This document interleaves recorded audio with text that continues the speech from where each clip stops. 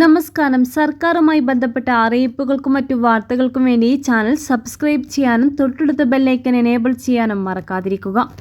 ആധാർ കാർഡുകൾ പൗരത്വത്തിൻ്റെയോ സ്ഥിരതാമസത്തിൻ്റെയോ മേൽവിലാസത്തിൻ്റെയോ രേഖയായി ദുരുപയോഗം ചെയ്യുന്നത് തടയണമെന്നും ഇത് കേവലം തിരിച്ചറിയൽ രേഖയായി മാത്രം പരിമിതപ്പെടുത്തണമെന്നും ആവശ്യപ്പെട്ടുള്ള ഹർജിയിൽ കേന്ദ്ര സർക്കാരിനും സംസ്ഥാനങ്ങൾക്കും സുപ്രീം കോടതി നോട്ടീസ് അയച്ചു.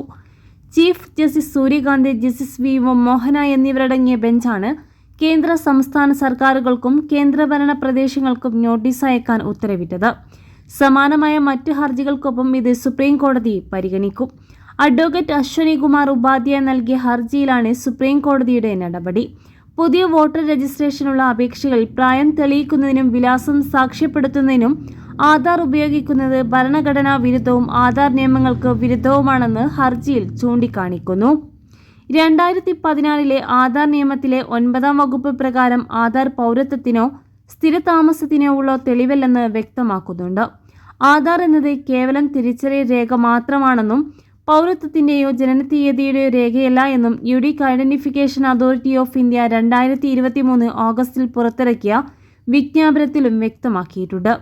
ആധാർ കാർഡ് തിരിച്ചറിയൽ രേഖയായി മാത്രം ഉപയോഗിക്കുന്നുവെന്ന് ഉറപ്പാക്കാൻ കേന്ദ്ര സംസ്ഥാന സർക്കാരുകൾക്കും തെരഞ്ഞെടുപ്പ് കമ്മീഷനും നിർദ്ദേശം നൽകണമെന്ന് ഹർജിയിൽ ആവശ്യപ്പെടുന്നു.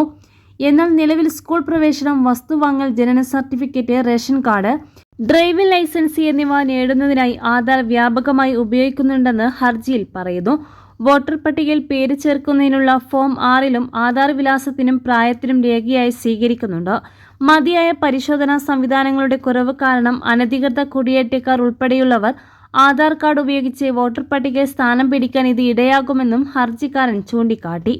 നിലവിലെ വോട്ടർ പട്ടിക പുതുക്കൽ പ്രക്രിയയിലെ വെരിഫിക്കേഷൻ സംവിധാനം അപൂർണമാണെന്നും കൃത്യമായ രേഖകളില്ലാത്തവർക്കും ഇതിലൂടെ തെരഞ്ഞെടുപ്പ് ഡാറ്റാബേസിൽ കയറിക്കൂടാൻ സാധിക്കുമെന്നും ഹർജിയിൽ ആരോപിക്കുന്നു.